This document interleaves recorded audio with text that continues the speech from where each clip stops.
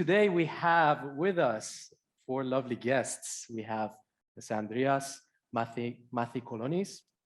He's the senior analyst of Quonota Investment, right?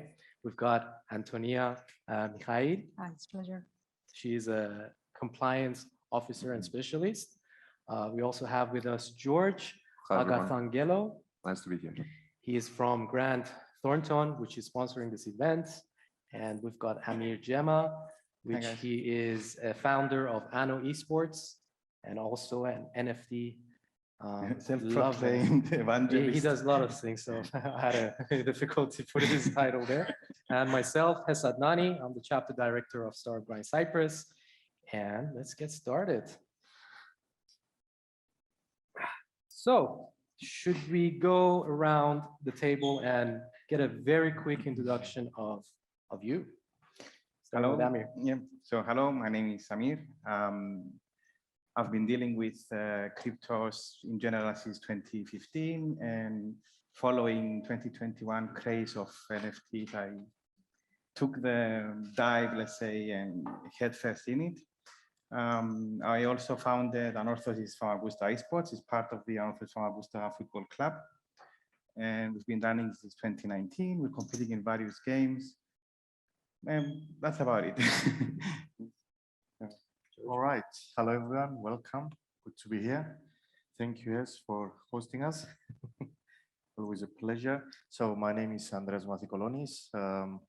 I've been involved in the industry since 2015 as well.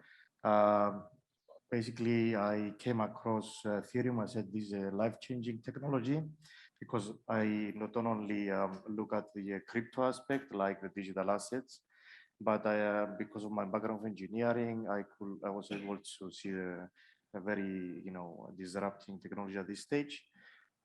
Since then, I've been involved on a daily basis because it's also my job, full-time job. At Quonota Investments, it's a family office and we do private equity investments. So if you have an idea or you already work in a company that needs funding, please let me know. And we also have a crypto fund, which I set up from scratch with one of the partners, and I'm managing the crypto fund on daily basis. So pretty much I'm involved in all the aspects, DeFi, NFT, blockchain technology, and digital assets. So anything you need, you are more than welcome to approach. Thank you. George. Hi, everyone. My name is George Agathangelou. My background is in financial services. I have 15 years of experience in financial services. And I was lucky enough to enter the Bitcoin space back in 2012. Since 2017, crypto and blockchain is all I want to do. So I made a migration from, let's say, the Forex industry and the financial services into the blockchain space. Right now with Thornton, we offer professional services that are related to blockchain technology, whether that is audits of crypto funds, whether it is risk assessments for compliance purposes. And also, we provide any sort of guidance, strategy, business strategy for businesses that are looking to employ blockchain technology into their processes. So, Antonia. Yeah. So hi, I'm Antonia Michail, and thank you so much for having me today. So I've been in the financial services for the past 14 years. So I'm currently working at Nuvei, which is a Nasdaq listed, Toronto Stock Exchange listed company that offers digital payments. I'm subject matter expert on virtual assets and virtual asset services providers, as well as NFTs. So it's a pleasure to be here with you today. Round of applause for our lovely panelists. So just to explain how we're going to run this panel today is it's a very open discussion. So there's no structure to this panel. I've got obviously some questions here just in case we run out of questions, but it's really your panel. So please lead the conversation as however you like. But just to put a structure around the panel topics, we want to talk a little bit about some theoretical aspect of crypto and how it's affecting towards changes that we see in the governments, in the states, let's say, the payment systems, the banking and all that. So we want to focus a little bit of how our world is changing with Web3. And also later on, we want to focus on some technical topics regarding, let's say, NFTs, Bitcoin prices, trends, market, DAOs, and we've got here Elon Musk is somewhere here as well, and so more technical stuff. And yeah, so all right, let me throw the first question, and then we can see how it goes from there. All right, so how do you see the world right now and our regulatory system changing and shifting with Web3? Please, if anyone wants to join. All right, so Go first. I'll do the start then. So yes, I wouldn't take the regulatory aspect of it. I will mostly take the sociological aspect of it, because we all know that at the end of the day, what does regulation do? I mean, it's just the notion of the society. And usually regulators do come 2 years later when something happens. So it's just, you need to take the spirit of the society. So whatever we can see right now is, yes, we can see that our world is indeed changing. We've passed from Web 1 to Web 2 to Web 3, and now we're talking about data sovereignty.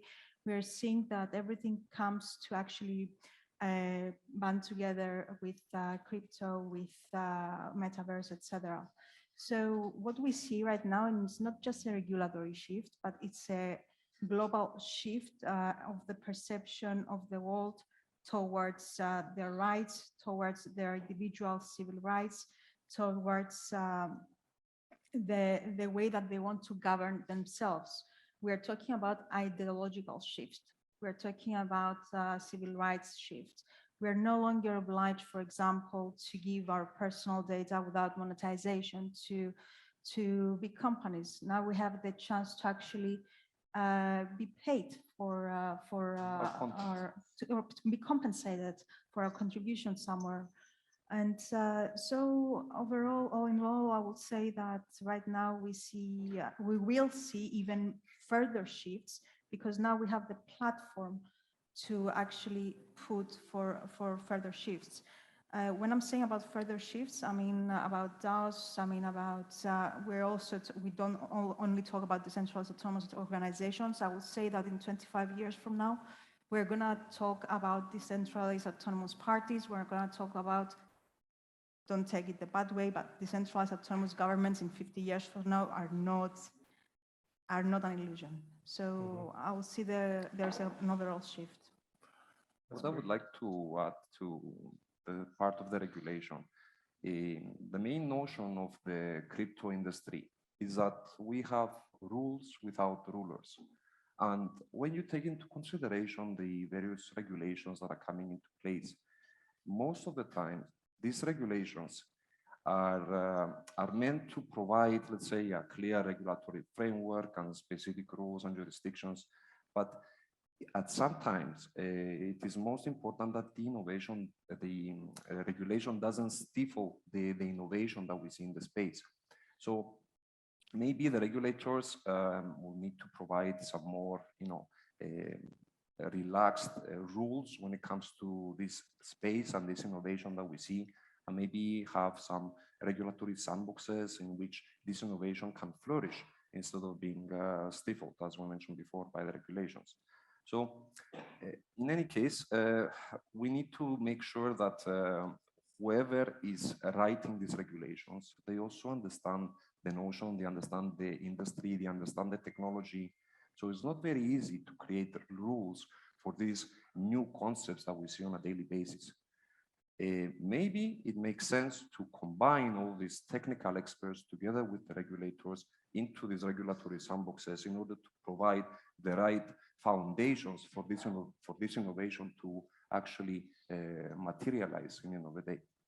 So when it comes to regulation, again, it is good to have regulation, but not overarching regulation that will stifle the innovation. Do you think that's what's happening right now, or are we on the right path? Well, I'm not sure how to answer that, because you have so many regulations at various jurisdictions, but what we can see is that some regulatory bodies or some official bodies like the FATF, they are trying to address the matter and provide some guidelines where national governments and institutions can, take some points from there and manage their own risks.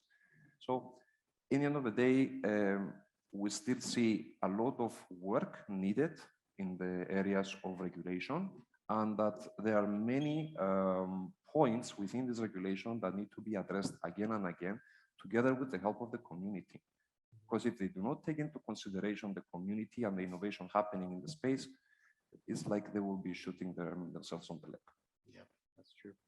And Andreas on Yes. I wanted to add something on it, and also it depends on the regulatory side. What does the regulator want to achieve with it? Yeah. So, do you want your, let's say for example, Cyprus? Do you want to create some rules and regulations in order to control what's happening in the Web3 and in general in the blockchain?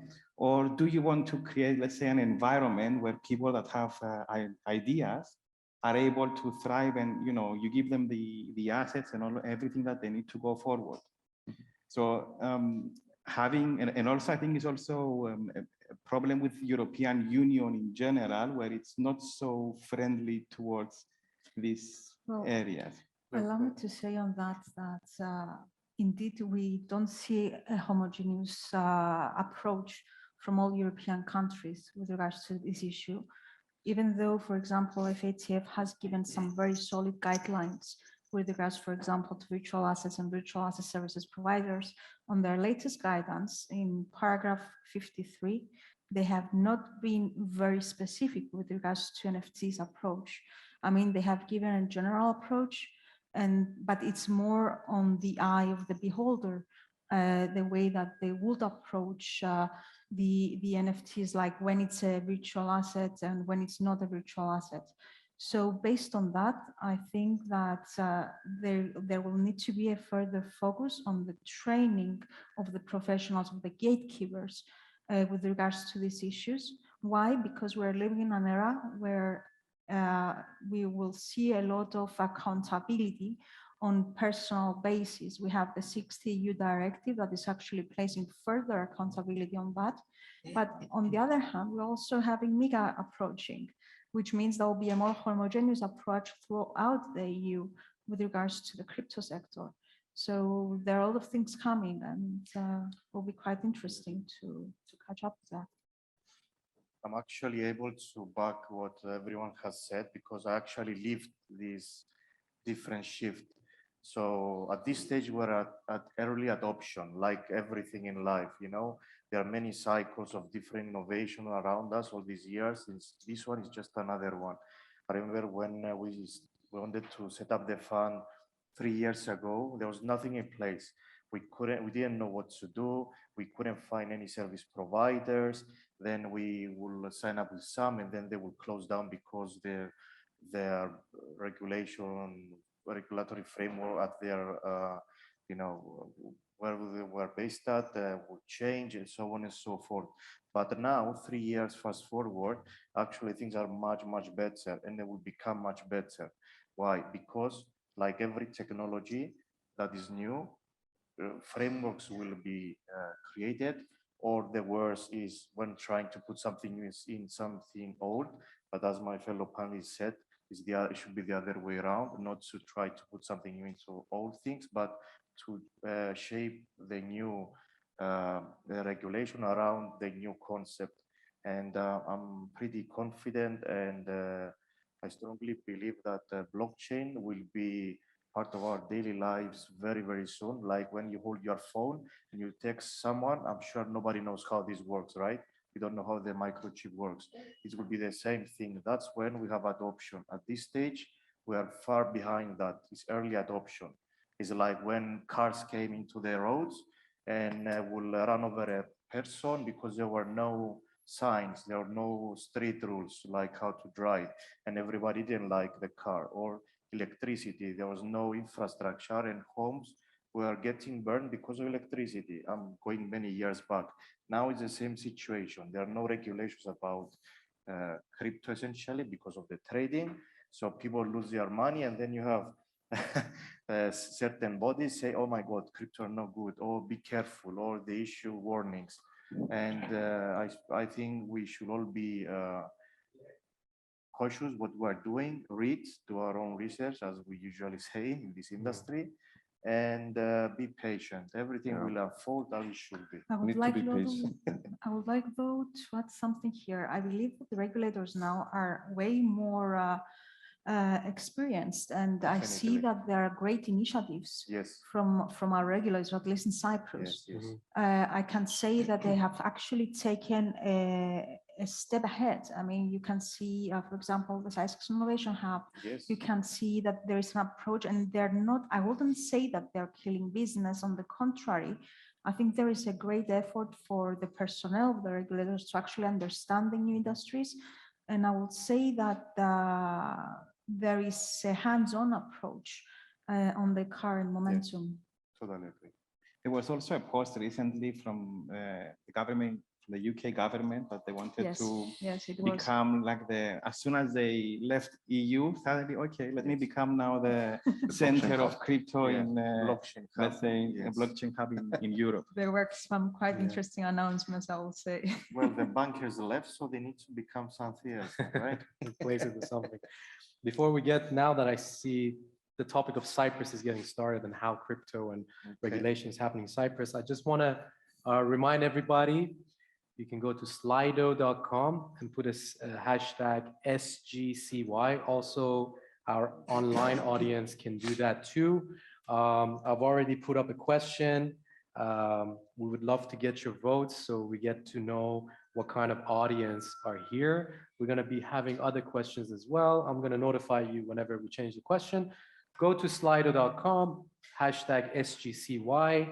And also, if you have any questions, if you're online, you can actually write it either on Slido question and answer or on Zoom chat, which we're moderating right now. And if you have any questions here in the audience, please raise your hand. Don't feel bad interrupting us. We have a microphone and we would love to get your questions in the topics of discussions as well.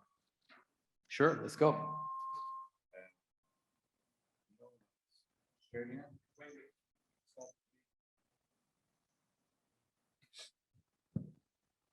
Australia already make about the NFTs, and they make taxation 10% cut off. That means if you buy something, you get percentage back from the government. European is way behind. States, they start to tax everything. Yes. That means in the crypto area, if you transaction in a year, you get penalty. Why we don't educate? Because we come back to community. Yes. Why we don't educate everyone as much as we can regarding Cyprus to become a leader with the European. That means that a lot of people have the knowledge about what's going on globally. Like the OpenSea, close the accounts of India, no, Pakistan, I think. It was a monetary. Something like There was a monetary That issue. means that we don't talk about Web3. We talk about Web 2.5. That means that it's not decentralized. It's centralized. From the time that you make the transaction, you get the fees from the bank. And if you have account in Coinbase, you're not able to drag more than 1,000 euros. It depends on the KYC of the depends That on the means KYC. that a lot of things we need to learn about what's going on in the market. The regulators must educate, because I see that in European, get one in Barcelona next month, they're talking about how to regulate the whole situation. Russia already passed, and everything is able to transact with ETH and Freely, yes. Bitcoin. Why Cyprus be behind?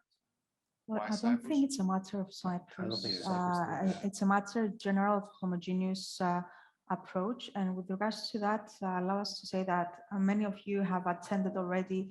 We used to have decentralized chapter in Nicosia, and we have been running free courses since 2018. Yeah. And we were doing bi-weekly and then bi-weekly and then monthly since 2018 with regards to all matters blockchain. I mean, George remembers quite well with regards to digital wallets, with regards to VASP, with regards to you name it, whatever had to do with blockchain applications. We're bringing startups that were talking about it. But unfortunately, it seems that the interest of the people with regards to learning something further was diminishing by time. So it goes with the price of Bitcoin. Yes, exactly. Yes. So I think you come up at the point that you expect from people to do their own research at the point forwards, but there are still communities out there. There are many communities that in Telegram, in Facebook, in Crypto Twitter and Discord. yeah. Crypto Twitter, Discord. What I would like to add to your question, why Cyprus has not seen, the levels of regulation and acceptance and adoption that we would like to see. What I would say is that, first of all, it has to do with the political will to implement the technology, to accept the technology, to be able to change the rules around the banking system. We are aware right now that commercial banks in Cyprus, they block transfers from and to crypto exchanges. They don't want to do business with crypto exchanges and so on. One of the reasons has to do with the perception of the European Union and Brussels towards Cyprus when it comes to money laundering. And there is political pressure towards Cyprus not to, enable the adoption of the space before they are able to set the right AML, procedures in place and safeguards in order for Cyprus not to become a targeted country for money laundering again. But I agree with you. We need to work with the regulators, with people. We need to promote adoption, educate people around this area, so that there is also a request from the public when it comes to this kind of technologies and things that we can do with it. But on the other hand, you will see that also in other regions of the world, like in Argentina the other day, I heard the news that they enable banks to offer Bitcoin products to their clients. And as soon as Argentina was provided with a loan from the IMF for $45 billion, they immediately withdraw that permission to banks to offer Bitcoin products to their people. So maybe it's something that is not under our influence and our control, and maybe it's on a higher level. We have the university. Yeah, but the university just to pitch some updates. George is 100%, but just to pitch some updates here. Currently, the law, after 2-3 years discussion and formulating, etc. Currently, the law now is in the European Investment Bank. As far as I know, last week that I spoke with the ministry, it's they have sent it. They all pass they all pass the changes from the law attorney.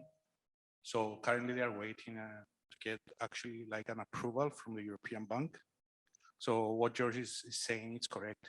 Europe in general is behind than Asia, etc. I mean, Europe, you have only Germany, I think, with a legal framework right now, France, and another two, Switzerland is not The so. banks are okay with it. Let's put Switzerland outside because it's not an EU.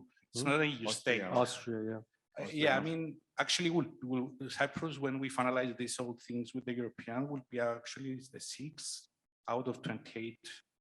Yes. Well, there is also MiCA in place that is coming on a European, pan-European level. Yeah, a lot of other. Expected to come. I mean, in general, I believe because what George said. I mean, because Europe is behind. So unfortunately, because we follow everything. I don't think anyone is behind. We're moving on their normal, actually not normal, even faster pace. Yeah. I totally disagree that we're behind. Nobody's behind. You have the early adopters in countries with big innovation, like US, and then you have China, then China bans it, and then China comes back, all these things. So now on a European level, we just started the last few years to see booming in the technology, and we need to stop talking about cryptocurrencies. Please stop. Okay, it's not about cryptocurrencies, it's about digital assets, not about virtual assets. Stop thinking these as shares, is not stock market. Okay, I know that everyone wants to make money, but that's not the point here. We are talking about the blockchain technology. And then the blockchain technology can have as a byproduct the digital assets or not. So Well, I would disagree with that. I would say that why? I would say that the Love the main panel. major technological breakthrough is not blockchain, but it is the Bitcoin. First of all, But Bitcoin is depends. It's just the name. I was The expecting underlying block. technology is blockchain. yes, but it's Bitcoin only is, what's a Bitcoin? part of the technologies that are combined in order to create this vast innovation that we see in the space. Blockchain is not the innovation. We had blockchain back in 1970. It Yes. is a culmination and combination of all these technologies together Okay. that created the digital ownership, that created this creator economy in the first place. So I would disagree on that. No, I disagree. Why I disagree? What's behind Bitcoin? What's blockchain? Security? What's next? Well, okay, we can You know, agree to But disagree. anyway, the point here is that because we talk about education and we totally agree, people need to get educated. But where do you get educated? You get educated on the technology, but also on the financial aspect, which most of people are. Well, talking about education, what I can say from my experience, anyway, Okay. I have a bachelor in economics, but Yeah, go. I really became an economist once I discovered Bitcoin, once I looked into Austrian economics. Because when I was at the university and they were discussing Austrian economics, they just had one small paragraph about it. And I was like, okay, what is this? And why is Bitcoin so much focused on Austrian economics? So I would say that we need to have a wider spectrum of understanding various opinions and options. And once we have all this information together, then we will be able to connect the dots and reach an understanding. Totally agree. Amir? But to add also what you said about blockchain and in general about that, once you understand the technology behind it, then you don't really see them exactly like Andreas said here. You don't see tokens, you don't see share, you don't see coins. And in conjunction, you said, okay, OpenSea was down for Pakistan, but the NFT holders could still take their NFT and sell it into LuxRare or XYZY. They could sell it anywhere else they wanted. They just couldn't Not on use it. blockchain. Yeah, because it's in the blockchain, you can do whatever you like with it. Yes.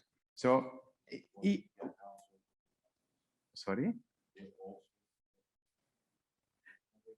No, okay, now I understand. It wasn't an OpenSea issue. There was an issue with MetaMask. MetaMask, yeah. Yeah.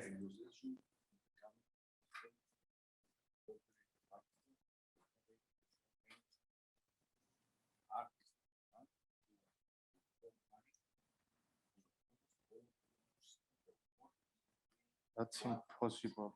And What's in your wallet? even It doesn't if matter. they there was any, I remember the thing because I saw it on Twitter. There was a problem with Infura, actually. Yes, yes. There's But even so, you can still take your seed phrase, which FYI don't share it any time with anybody. You can still take your seed phrase, import it into any other service, and you can still use it. Yeah. another Web3 wallet. Yes. So it doesn't matter if it's MetaMask or if it's OpenSea. That's why it's decentralized. It doesn't exist in one place. You know, maybe it's good to say what's Web 1, Web 2, Web 3. Are you familiar with these terms? Raise of hand. Are you familiar with Web3? Web 1 is solely directories. It was a basic Yes. form, right? Data, like words. Yeah. Yes. Web Can only 2 read. Only read. is like what we have like social media and stuff like that, And e-commerce. e-commerce. Yes. And Web 3, it's the evolution of these two. It's just evolution. So it's basically the sovereignty of your data. It's I'd say it's the point where you connect your wallets and actually do a work online and to actually get paid. To make it a that. little bit more simple, Yeah, I Web, did it simple. Web 1, you can only read. Web Yes. 2, you can read and you can write. Yes. In Web 3, you can read, you can write, and you get can paid. own. Yeah. You own it, yes, you Yeah. can own it. And the goal behind Web 3 or That was what we actually the see- more simple. Thank you. Yes. He mentioned it at the You can call Web3 like the internet of money, because now you bring the financial component into the internet, but on individual basis. And that's why you have these NFTs, the DeFi, decentralized finance, then you have all the assets that you own, or you deposit at the exchange, then you don't own them, and then you want them back, and then you have a block of the service, then you cry, and then. I think it will also be useful Yes. if you could like say about the types of NFTs and. Going back to the disagreement you had, I think both points are very valid. Of course, the blockchain technology, as you said, existed from before, Yes. and what hyped it, I think, was Bitcoin. Yes. So it's not like one or another; is both things coming together. Mhm. And I think that the backbone right now of people being interested in blockchain is Bitcoin, and that's how it runs the Yes. market. So that's, I think everyone's right here. Can we in Cyprus become like a crypto hub in the next few years? Easily, Yeah, easily. I agree. We have the human resources, we have the location, we have the right business conditions. We even have one of the leading universities in the world when it comes to blockchain technology, the University of Nicosia. For the ones that do not know, the University of Nicosia was the first university in the world to accept Bitcoin for tuition fees, the first one to actually issue certificates on the blockchain, and the first one to also offer a master's degree in digital currency and blockchain. And for everyone interested, there is also a free, massive online open course where you can register. Its duration is around 6 months, and it's free to everyone to enroll and learn more about this technology. Just received an email the other day. It's called MOOC something. So have a look if you are interested to register. Yeah, can you check the website? It's unic.ac.cy, unic.ac.cy. University of Nicosia. So just to add on this, I also agree this time. Actually, the Yeah. blockchain page is iff.unique.ac.cy. You have another website there, yeah. So, Yeah. you know, Cyprus used to be famous for the tourism. Now it's quite famous for Forex and financial services. So this is the backbone of Web3. Our many companies that provide financial services will also reach into this new emerging market. And not only this, but if we take it, if we look from the perspective of the government, let's say, we will see that they're trying to pitch Cyprus as a tech island. Sure, you heard about tech island. So they're trying to build this innovative tech hub and bring companies and experts from abroad, and also to promote technology further within. Okay, the second, I think we're still lagging, but the first point, we also already see many big tech companies moving to Cyprus and having a good presence. And I think this will influence the people around as well. And hopefully we will see much faster adoption of this new world that is coming. We do have all the grounds in Cyprus. Yes. Almost ready, just the regulations. And we're in Mediterranean, come on. It's And nice. we're like, And just it's thought on that, by very the way, strategic. CISEC has a very solid framework with Yes. regards to But the banks to are not cusps. aligned yet. And Yeah, it's a matter of time. Yeah. well, it has a very solid framework with regards to cusps. Mhm. I mean, and what used to be the flourishing of ISPs now can become bigger on this area, in the area of cusps. I mean, because the requirements for it could actually generate income and growth to the local providers of the island. Because we know that lots and lots of law firms and audit firms and accounting firms have been affected due to the situation that we are aware of. And they know that we know that a lot of business is closing and or going down, or many offices are facing problems. If they focus on awareness with regards to this area, they will see that there are a lot of rising opportunities with regards to the creation and supporting of new cusps, or for international companies choosing Cyprus as their head offices. I think it's already happening. I mean, we already see the inflow of some of the biggest cryptocurrency exchanges in the world coming to Cyprus. And those exchanges, those companies, they will need the human capital in order to operate their companies.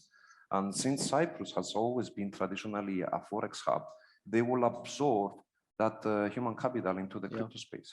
That's a perfect situation. Very similar in Like the evolution, actually. Yeah, you can call it this way. Yeah, why But not? we're also talking about companies that will pay taxes in Cyprus. Yes. And these taxes will assist the island to actually have growth, and that these taxes will be used to social policies, will be used in general to the growth of the island. So it's in the benefit of the island if as a whole, like all stakeholders assist in the evolution of this sector. That's true. So if there are any bankers listening, hurry up.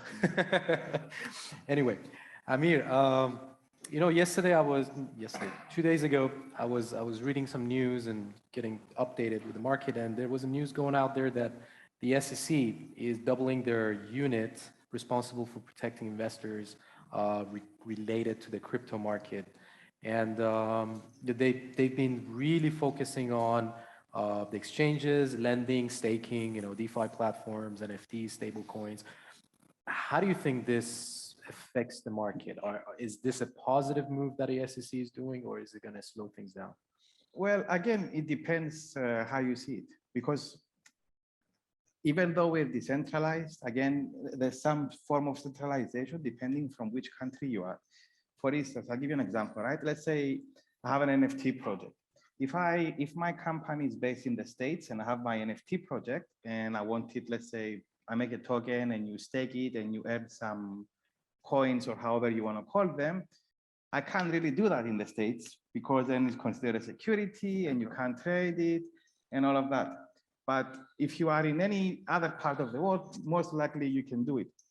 The most recent case I've read about it also was following a very, very big rug pull that happened in one of the NFTs project, like really high sought after. It wasn't the Pixelmons, it was also related to Pixel. It was following the Pixelmons, but Pixelmons were in Australia. So they, let me put a small parenthesis because I wanted to talk about Pixelmons actually. So I don't remember now the name of which projects they were. But what they did like a, I call this when they go together, like a lawsuit, many people together in the States. Joint lawsuit. Yeah. Yes. So they found out through the blockchain, they managed to track down different wallets up to 2 or 3 specific people that were in the States. So these guys thought that they are, we are not doxed. Doxed mean when I'm doxing myself, I'm showing who I am and my identity. So these guys were not doxed. They did a really big NFT project. They got around something like 30-40 million USD just from mint, and they just vanished the next day. Now, the issue came up when some guys started looking more into it, and they found out, and they traced all the way back to some Facebook pages, so they found out that the 3 founders were actually in the States. So they raised a lawsuit against them. Suddenly, all of their Twitter accounts, Facebook started disappearing, and it was a big mess. But they found out that they're actually can bring them to justice. Now, does this help? It helps, I think, for making people feel safer. But on the other side, you don't need a regulatory body to actually make you feel safe while trading. Okay. Besides doing your own research, well, you do actually need it because not all investors have the sophistication, or they're not doing their own research. Because a lot of people, we will see so we'll see like a big wave, as we saw with Forex companies like defrauding investors for a long time, or we will see that. It goes without saying that we will see that. So certain guidelines and certain frameworks need to be put there for the protection of people that do not have the sophistication, or they are not doing their own research further. And I know that you'll say that, yeah, but they should have done or whatever. Unfortunately, in our world, it's not like that. So yes, the state at that point needs to actually protect you can protect them, investors. but you can't really do anything against them. If they're outside of your jurisdiction, you can't just go to a wallet and seize wallets and return funds. But what I have seen lately, many people doing in the NFTs, more or less, you see if you are in the Discords and Twitters, you see most of them getting scammed. They're losing like 10, 15, 20 ETH by the time they close down the hackers. I've seen many projects that, good for them. They reimburse from their own proceeds people that got hacked. Mhm. So they either pay them back in ETH or buy back the NFT and send it. But also the other thing that really interesting I saw was, I saw it in I don't remember another project again, but I saw it in one of the smart contracts. They made like a clause inside the smart contract when if an NFT is lost, the holders as a DAO can come and vote and revoke and send back the NFT to the original owner. So That's let's very say my wallet got hacked and I lost all of my NFTs. So, and let's say I'm holding a Bored Ape, then the Bored Apes can vote. I tell them, okay, this is my wallet, I got hacked. And the community votes and can trigger an action in the smart contract and return back the NFT to you. Again, it's something that they just thought about it now and is now being implemented as a safe clause. There are Also, many a issues nice with trend, it. A nice trend that I see in many platforms is like the disclaimer, like don't invest more than you afford to lose. Yes. Or also the disclaimer, like they have their own academies. In many platforms, they have their own academies where they provide all reasonable measures for investors to take in order to be aware of what they're doing. Or we have seen like a couple of cases that they're using evaluators of NFTs, which is quite cool. I have a question on that. How the latest Bored Ape scandal will affect the industry? The Instagram one. Which one of all? Bored Ape. The last with the Twitter account, with the Instagram. Bloomberg, Discord, no? Instagram. the Bloomberg, they wrote an article about it, etc. What happened was the Instagram account got compromised and they've put a post and a story and they changed the link on their Instagram account and they post a story, quick mint, new Bored Apes. Now, you're a Bored Ape holder, like you're holding an asset minimum, let's say 100, 140, 150. So off. More, ETH. So, and you have it, first of all, you have it in a cold wallet, which for me is like a complete insanity to keep something like that in a cold wallet. But even so, you are inside the community, you are a part of it, you see them on Twitter, and you know for a fact that they're not going to do any mints whatsoever. And yet, I don't remember how many of them got stolen. You mean in a hot wallet? Yes. Hot wallet, sorry, not cold wallet, yeah. Hot wallet. I meant you need to keep it in a cold wallet, not in a hot, sorry. But I think they lost something like what, 158 got stolen in one, like in a few hours. Well, my take on this is that this kind of hacks will always happen. So in the end of the day, a company cannot really be able to 100% mitigate this risk. So what does it come to? It comes to the awareness of the audience, the awareness of the public. They need to know how to take control of, have to personally take control of their assets and be responsible for that. Because in the end of the day, we were raised to have, let's say, the notion that our money is going to be always safe kept in a bank. But now, with this new digital economy that's rising, it is very important to know that we need to take personal responsibility of our assets and be able to understand the various security risks that are out there and be able to safeguard ourselves from that. Yes.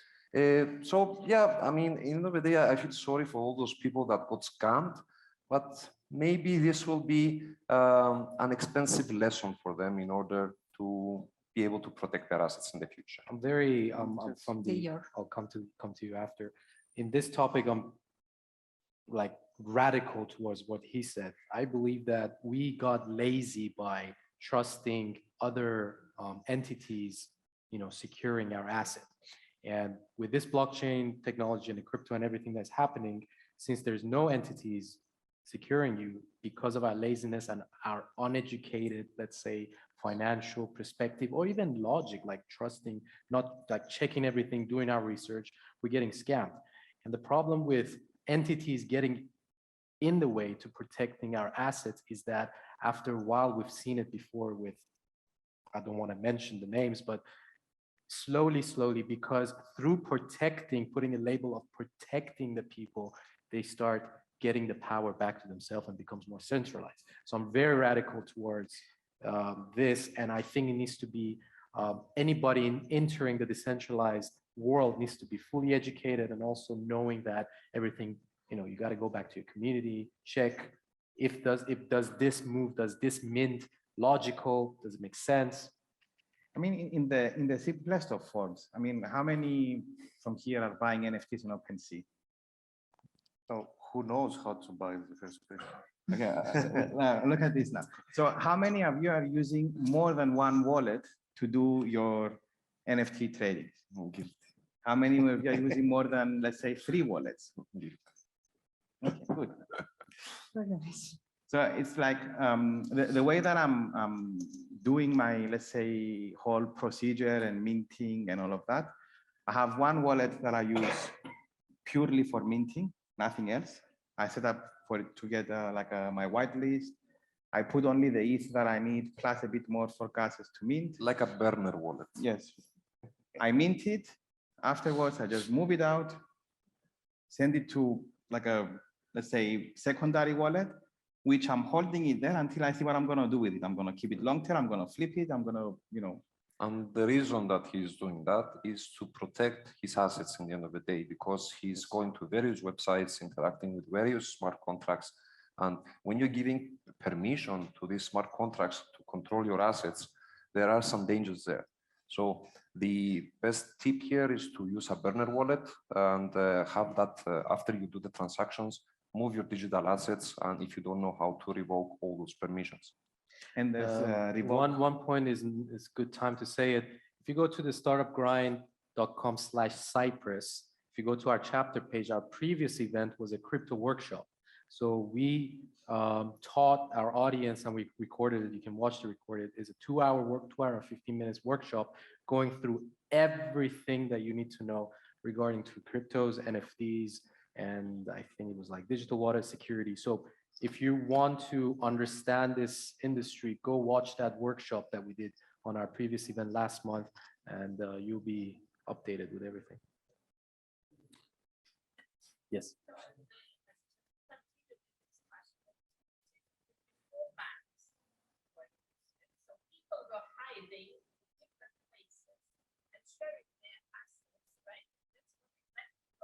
Now having 3 wallets for this time,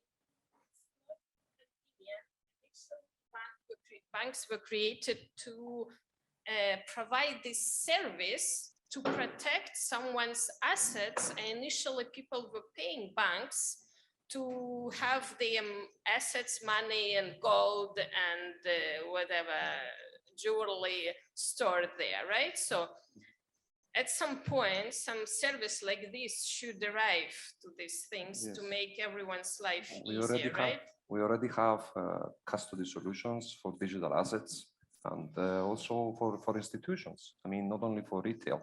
So if you're a high net worth individual and you have some virtual assets that you would like to protect, then there are the crypto banks out there where they offer custody services for your crypto assets. Look, I think it comes down to the nature of people, okay? So I'm sure, no, I'm not sure, but anyway, some people still put money under their bed. Yes, this is what we do now. So it's also part of the adoption that we discussed before, and convenience. Now, you remember with the Revolut, it was so convenient, make an account, take a photo, done. Yes, KYC, email, address, everything there, your name. And then you could send money everywhere. Now you have similar products, companies doing this for you. And people will choose this because people want their convenience. And people, it's all about, those 2-3 clicks you do, and you do what you want to do. Buy crypto, send the crypto. And again, it's important to understand what we are doing. So for example, in this case, and I can bring in our fund, we don't store the funds on centralized exchanges. And whatever we do, we make sure we use exchanges that have provisions to mitigate risk. For example, Binance, they had a couple of hacks and they lost some funds, but they put together Their investor compensation. exactly, which basically what is this? It's a big fund, a big pot of money. So in case some of the clients lose their assets, obviously because of them, because they had a security breach, they will compensate them. That's a very good solution. Obviously, they don't cover 100% of the assets, but again, it's very difficult to lose 100% of the assets. Or the custodians that George well said earlier. These custodians basically are companies that have hardware systems in Swiss vaults, like bunkers, nuclear bunkers most of the time, and they have backups in different locations in the world. So if there is flood, earthquake, even nuclear or hacking, you are still able to retrieve your assets. And these guys actually have insurance as well. There are several big companies that have insured custody providers, and this is very important because we see adoption year after year. Services get into it. So when you have the demand, which are all these services, you also get the regulation at the end of the day. So I think we will very soon see some regulation in place in many places. What I would like to add, as very well Andreas mentioned, we are, exchanging convenience for something else today, and that's something else that we're exchanging it is actually ownership of our wealth. So I'm not sure whether this is the right way to put it, but I believe that it's very, very important to leave the convenience aside and take what is most important here and most valuable, which is, of course, our own ownership of wealth. Now, when it comes to these centralized exchanges, we also need to understand that even though they might have all the security protocols in place, all the policies, there have been so many instances in the past where data has been leaked. So in the end of the day, when there is a hack at an exchange, I was personally, let's say, hacked in a way because I had some Bitcoin back in the days in Mt. Gox, and they entered Mt. Gox. They not only took my Bitcoin, but they also took my personal data.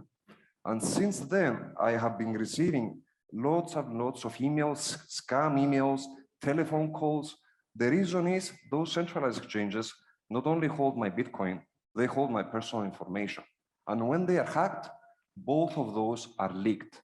So make sure that whatever you do, you keep safeguarding your assets in your own wallets, in your own custody, because you never know what happened. Yeah. And another thing that I would like to add is that when we put in our trust into these centralized institutions, we also need to be aware of other risks. And I will give you one example. Now with the invasion of Ukraine by Russia, we have seen that many oligarchs, Russian oligarchs, had their assets seized.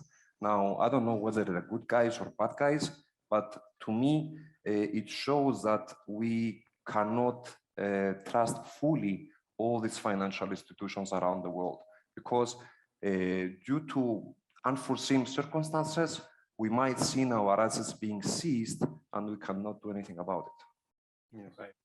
It's good to be hybrid, basically. Yeah, also not your keys, not your crypto. Like not your keys, not your coins. I was actually expecting this phrase from you first. Well, I think it's too old now. To be honest on that, we will see though a very big notion from regulators to actually want to to close out the unhosted wallets.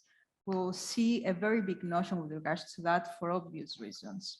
So it goes like completely against the whole so notion. I will say that as a second option, I think we need to make sure that the exchanges out there do keep proper safeguards. yes, I understand the notion of not your kids, not your Bitcoins, and I Well. totally agree in a miraculous world where this will not come, but it will come. It's a matter of time. So as a second choice, we need to make sure that the exchanges out there do operate on the standards that they should operate. I know that Grant Well, Thornton is actually we're doing these checking, yes, we're tests, and doing you these are tests, actually yes. doing these tests to exchanges in order to keep the standards where they should be. To the best of our abilities. But Yes. again, the whole point of blockchain technology is to have a trustless technology without people in the middle, without intermediaries. Now, by having these exchanges, they are run by people and people make mistakes. So again, you don't have a trustless environment in that case. So we need to put our trust into the policies, into the procedures, into the people to do the right thing. And sometimes that just doesn't happen for one reason or the other. Yes, Yeah, I have a question to Yeah. Andreas. Okay. You made example about the Binance that the system is protected and secured by kind of the insurance to the clients who keep the money and will provide the trading through, let's say, Binance. And in this case, I wanted to ask you, what about like each day we have announcement that hundreds of millions have been liquidated through different platforms, for Okay, example, the liquidation. Binance, yes, and the traders, in terms of how this part is regulated, and I don't know, maybe there are certain of the amounts insured, let's say, like in European Union, when you keep the money through the banks, let's say you are secured by 100,000. Yes, how it works there, because each time we see think we through will both different, answer let's say, this Telegram or question. whatever, that hundreds of millions have been liquidated. Okay. What is going on Hack, here? the discussion was about hacking. So someone illegally comes to take the money, take them out, yes? That's where you have these different provisions, maybe it's insurance or an investor fund to compensate. That's one thing. Now what you're saying about liquidation is the market. And Liquidation basically means that Yeah. they were too greedy. yes, Maybe they took a position, a long position or short position with too much leverage, and they reached a margin call in which they did not have enough margin in their account to sustain their positions. Hence, they got the liquidation. It doesn't have to do anything with any hacks. It has to do with the greed of people and how Yes. they manage their own trading risk. just to expand on this is totally what it is. But sometimes, because now you have the centralized platform, and if it's unregulated, as we say, there is one guy behind the back, he has a button, it has like this, he moves the price, and everybody's liquidated. I've seen it with my own eyes. I cannot say anymore. So we need to have regulation in place to monitor the dealing room operations and have Exactly. transparency of the transactions. So when I was working in the dealing rooms, we would have quite a very clear picture at which point of the market would the traders be liquidated. And especially in the case that they're trading with the leverage and margin, they're playing against the bank, against the broker at the end of the day. So it would be easy for the market maker to, let's say, move the market to the point where traders would get liquidated in order to grab their money and then let the market go back to normal levels. So again, it depends on the broker that you're trading with, the regulations that they are following, and in the end of the day, whether you trust a broker. And this is not only crypto, it's important Everywhere. to say this, yes? Forex, whatever, it doesn't matter. Even platforms that it's a software, yes? Someone built a software. So behind what they built, you don't really know unless you have used that platform. Like, I'm not gonna say names now, but certain type of brands are used everywhere. So if you know how to use that platform, usually you are able to understand what's going on. Mhm. So So this is related just to the, like, let's say, keeping money at the wallet or keeping money for the trading reason, right? Yes, just what I would say, And keep is your there trading in certain spot. Don't trade levels? with the leverage, don't trade with margin. Yes. It's especially with these market conditions, it's suicide. and don't put all your crypto or whatever funds on the same platform. Use several platforms. And this These is are not an basic- investment advice. and Not None of and- this and- is- yes, I'm yes. just going to It's quickly on jump the in. academy.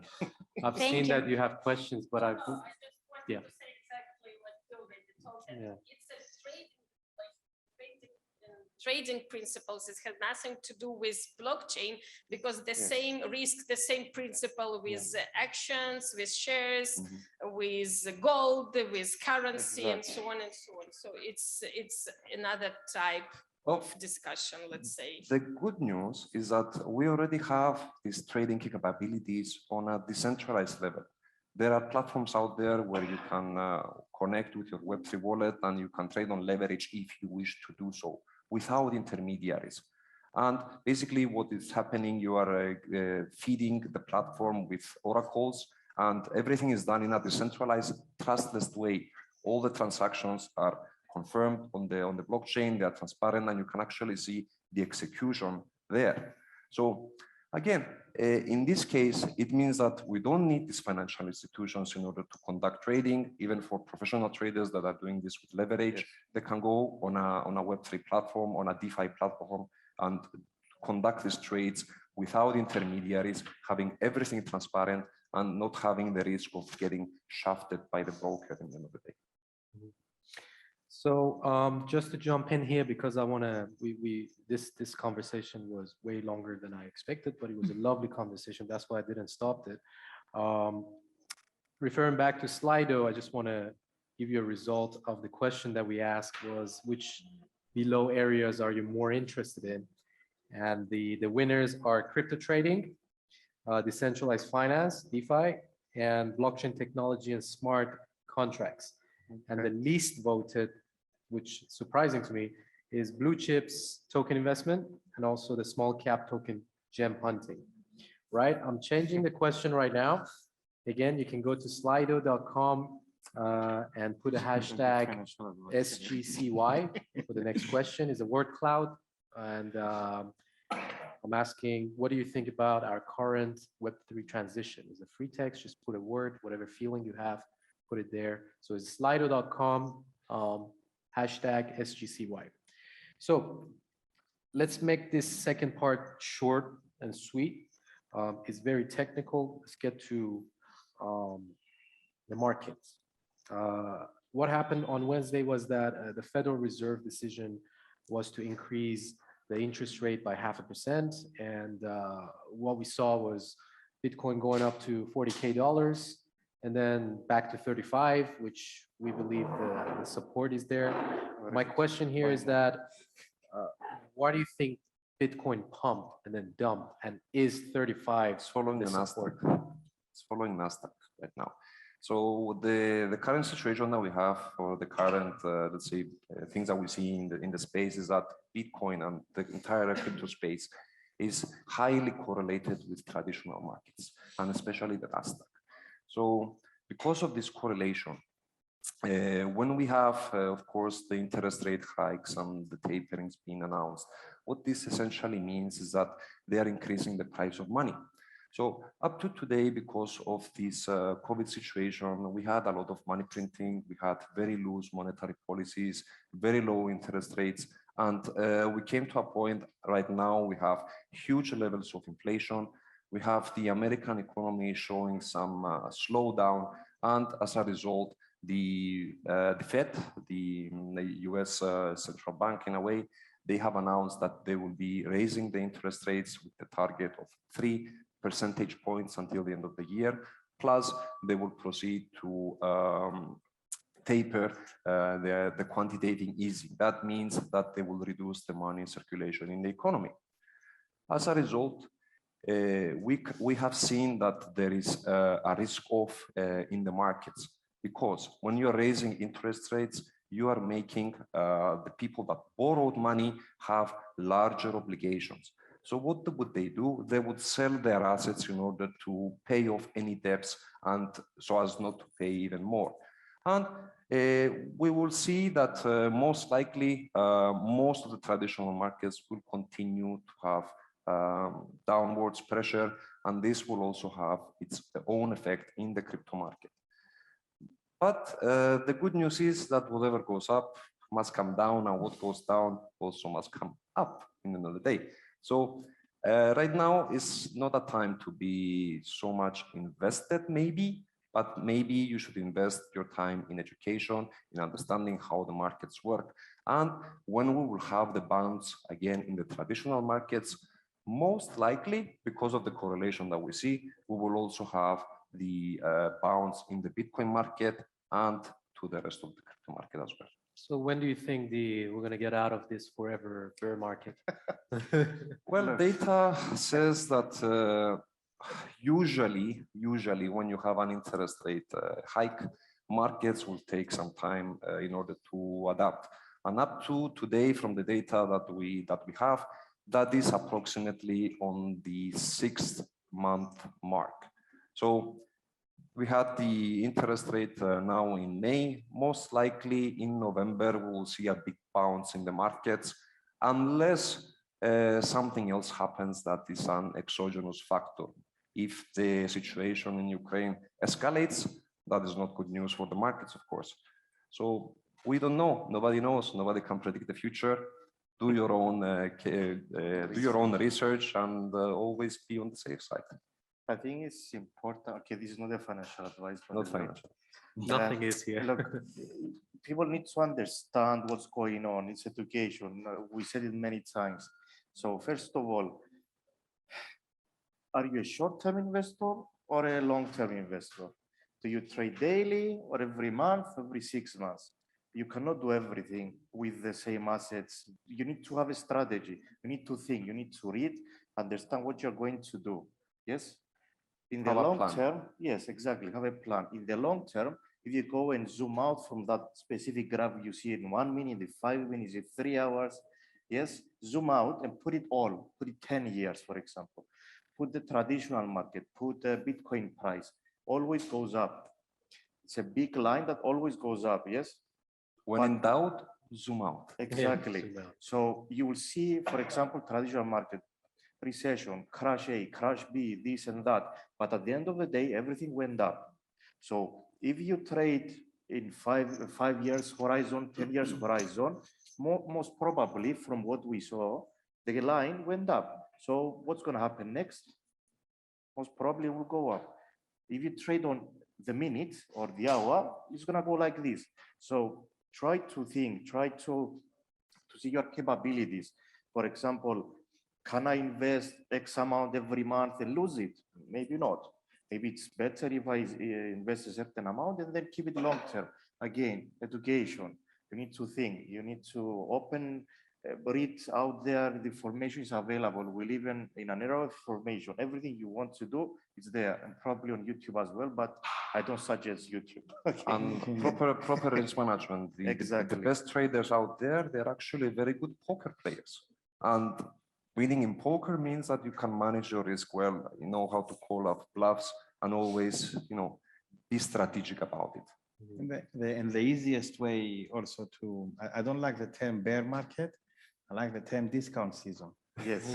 I like that too. So always at these times, again, not financial advice, you DCA your investment. Let's say you're invested in Bitcoin, in ETH, and you're a long-term holder. It's a good time to, let's say, buy in or reduce your entry price since you had. Of course, that's if you are also a long-term holder. If you're not, then Unless you bought in 2015, so you'll always be. yeah, that's like goes completely out of the window. Then you don't really. Antonia? Well, I would say also read the white papers. They're important. I mean, if you're investing somewhere, just don't do it because somebody told you to do so. Yes. Actually read the white papers. I mean, they're quite interesting and give you a lot of information about the project, about the token. So just research them. Usually they're always publicly available. So just open it up, read, and understand where you're putting your money to. Understand what you're buying. What I would say is that right now you need to be super cautious if you're investing in a new project. Personally, I don't believe it's an ideal time, not investment advice again. But if you are going to invest in these projects, as very rarely Antonia said it, read the white paper, get to know the team, see if they're not anonymous or not, understand the tokenomics of the project, how many tokens are in circulation, what is the actual use case of the project? Is there a real use case? Is it useful? So after you do all this investment thesis, because you need to have a thesis in mind before you even start your journey, you need to have all the available information and then decide for yourself whether it is a good investment or not. As mentioned before, right now, it's very, very difficult period, especially with the risk of sentiment that we see in the markets. So I would wait a little bit, invest more time in education. Now is the time to learn. Now is the time to build and not so much to invest. Again, not financial advice. So Web3 is the age of builders, actually. Web3. Yes. We said, take your time to read and build. Yes. So Yeah, yeah. Web3 is also all about building and offering. One more minute. There was this question about the scam coins or whatever. So who knows Squid Game? Yes. So 3 days later, Squid token. Everybody bought it. Everybody bought it. 2 weeks later, no Squid token. Everybody lost their money. Okay. So do your own research. Read the white paper. Don't be And with naive. everything in life, it's not only crypto, everything you're going to do. I'm not gonna get some details, but yes. There are also some online software, online services which they evaluate their smart contracts as well. Yes. And they will flag and say, okay, in this smart contract, these are the issues. So if you check the smart contract of these projects, and if the issues are okay with you, then invest. But Yes. always find that smart contract. This is very important because in the past, you have certain group of people, you kind of trust them because they are the innovators, they do stuff. But now, recently, especially the last 2 years, we've seen booming in new projects. And because things are developing, it's much easier for an average person to code the specific blockchain. Let's say you use a blockchain to code and issue a token. So now, and there were many scams anyway, like you buy this token, then you lose another token, for example. So with this, what Hess said just now is progression in the industry. We talk about regulation.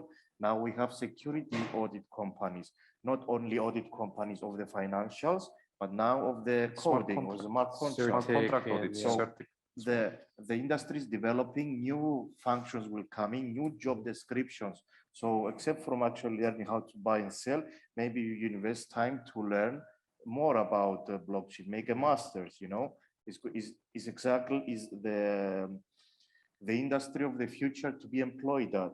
And it covers everything like legal, finance, coding, compliance, engineering, everything. And even the bare minimum you can do. Let's say you want to take a few weeks or months break because you feel uncertain with this bear market. It's always nice to take break from trading. You can't just keep trading like daily and weekly. Trading is a full-time job. I think the key notion here is basically to avoid the hype. Don't get carried away from the hype. I remember a very funny incident back in 2017 where everything was pumping back then in the market, and you had this publicly listed company. I don't remember the name now. So it was a tea company. And when they added the word blockchain in their name, that created a pump in their stock price just because they rebranded. Yes, I don't know the name of the company. It was something with T, but you can see how these things work. But do not get carried away by the hype. Of course, for speculators, if you want to speculate, you can take advantage of the hype.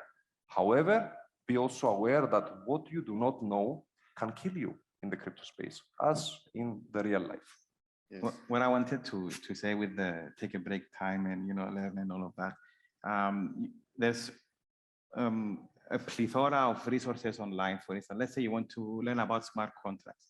I think that the bare minimum when you are looking into a project or when you're doing your own research is the ability to take a look inside the contract of the NFT you are investing in or the project that you're investing in, and just by having a quick look at it to understand what this contract is actually doing.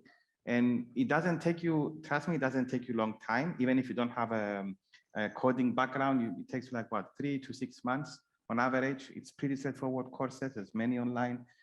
And they help you actually understand where you're putting your cryptos in. And it changes your whole, as soon as you start reading them. That also step further, check the team, check who's behind it. Yes.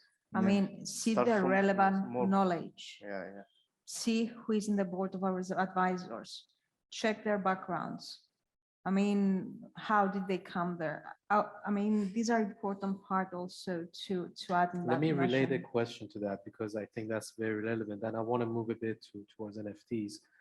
What is your? I have a question here that I want to ask you. Like, how do you evaluate an NFT project? Obviously, as Antonia said, like check the founders and the team members of the NFT and the background and the advisor. How do you make your decision? Like, what is it based on?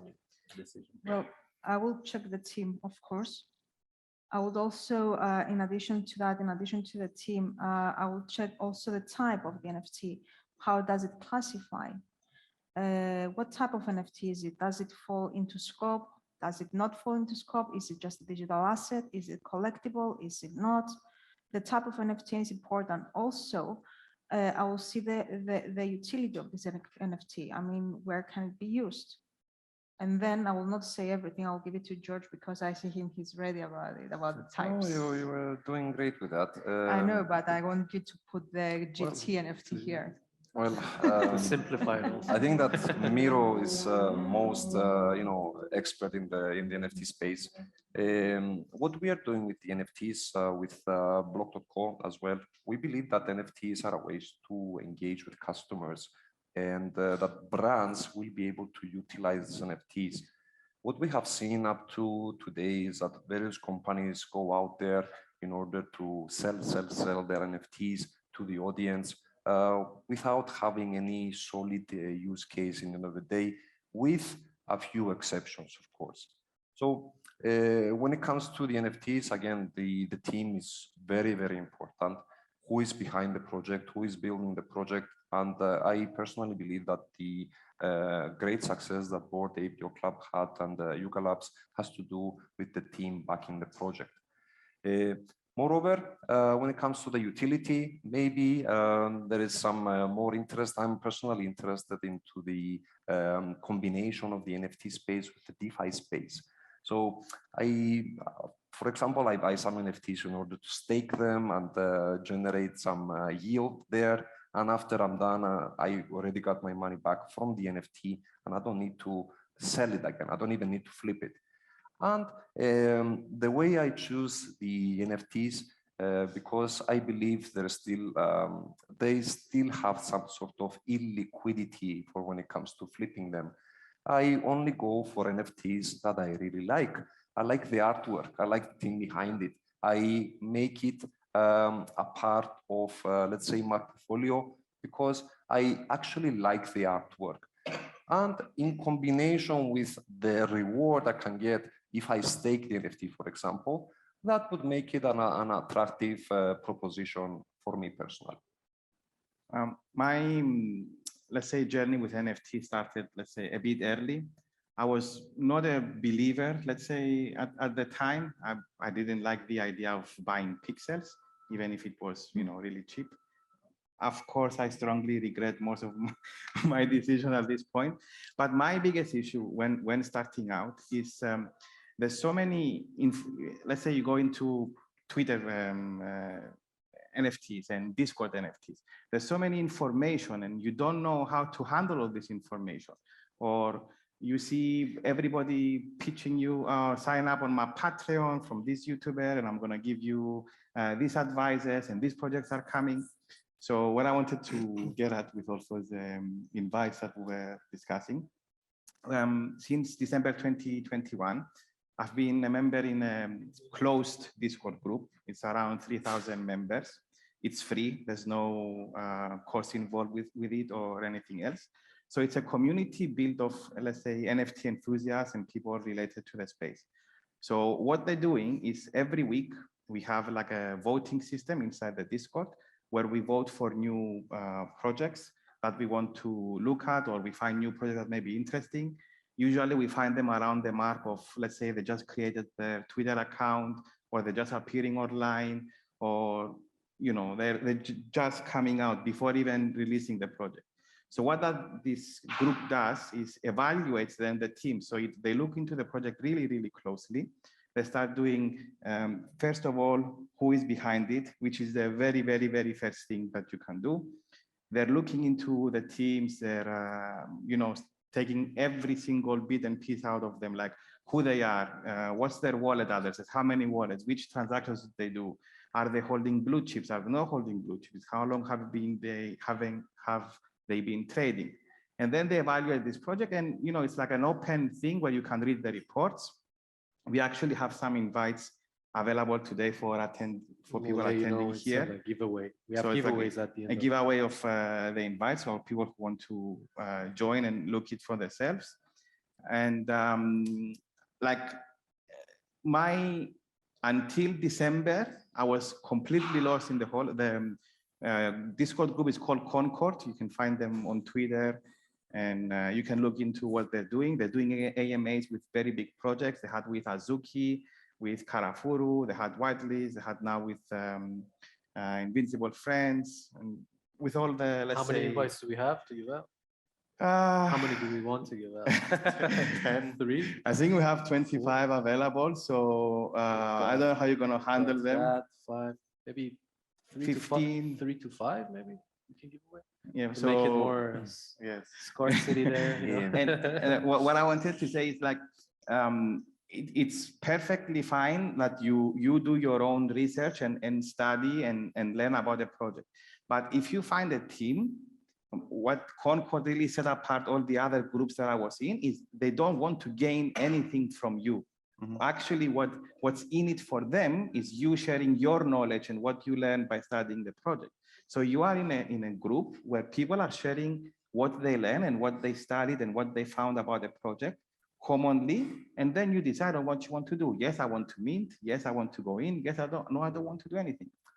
I think it's important also to note that there are some projects out there, some DAOs, that are actually doing this exactly. They're flipping NFTs. So you could be part of the DAO. Maybe you could own the token and actually be able to vote for different governance proposals. And there is a managing team for the DAO, and they're actually investing in various NFT projects. And those returns are also reflected in the price of the token. So again, we are in very early stages. The potential of this technology is tremendous, and I'm just looking forward to see what else the future lies for us when it comes to NFTs, all these DAOs and so on. We're going to end it with Andreas. I had questions for Andreas, but I don't think we have time with the master node questions and all that, because I know we're going to talk about it anyway. privately. For me, the NFTs I'm a bit reserved because most of the projects are empty promises. I have this idea, this vision, give me your money, I'll give you something that has no value, and we take it from there. Remember, 9 out of 10 startups fail. All projects are startups, they are deemed to fail. Okay, instead of buying these random NFTs that come out like weird shapes of apes or whatever, try to buy NFTs from artists. I'll give you an example that we have at our portfolio. Excuse me. Art that you like, that you genuinely like, and you are comfortable for holding for many years. Exactly. I forgot the name of the artist, I'm sorry, but the concept was like this.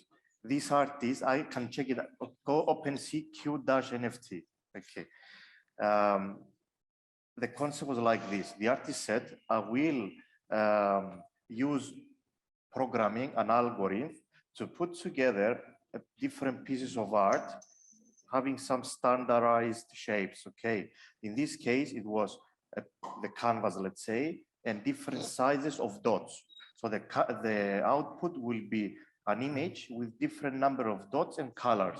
That was the artwork, and each artwork will have a randomly made name from a set of keywords.